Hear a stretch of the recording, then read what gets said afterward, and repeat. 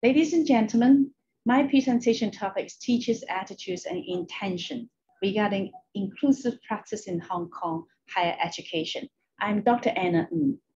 The study is supported by a funding award by ITGB of our institute.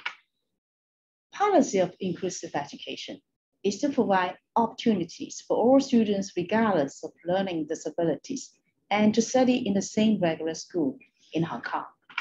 An outcome of IE findings on inclusive education outcome is inconsistent in the literature and generally is negative about the outcome of IE. And teachers' role, the teachers' attitudes towards IE and teachers' intention to teach inclusive classrooms are both what affects IE's efficacy.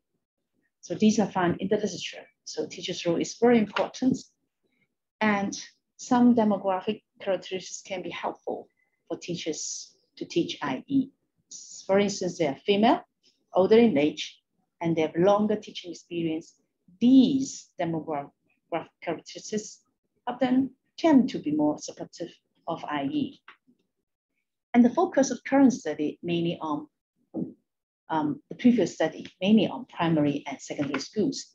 The objective of current study is on teachers' attitudes and intention, self-evaluation regarding IE, and effects of demographic characteristics in higher education. Questionnaire design include 1, objectives and significance of study, demographic characteristics, self-evaluation, and measurement instruments.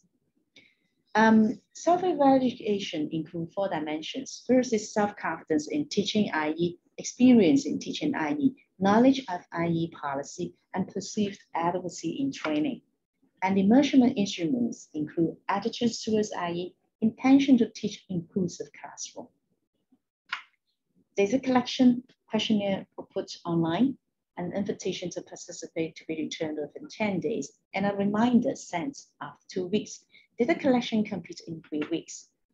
We collect 107 teachers, average around 50 years old, and half and half, almost half of them are males, and more than half of them are doctoral or above education level, and the rest are master's degree.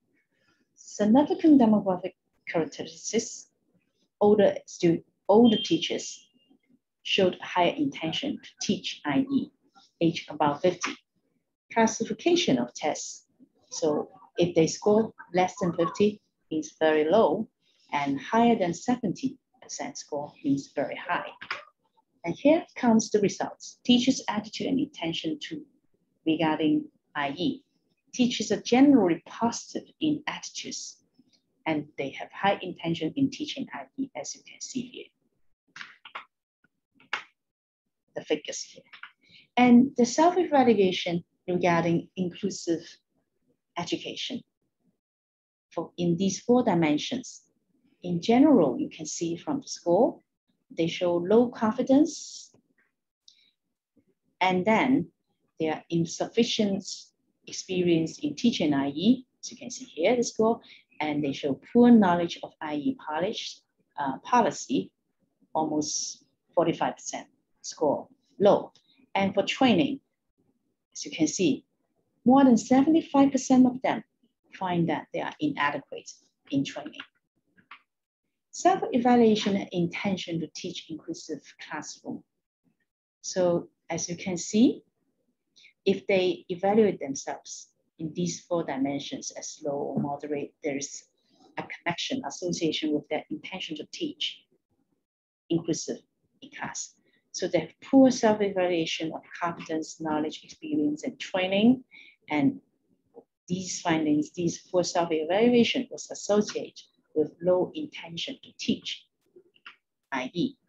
What are those contributions of variables to the intention to teach IE? So among these factors, as you can see, there are 3 factors with significant p-value.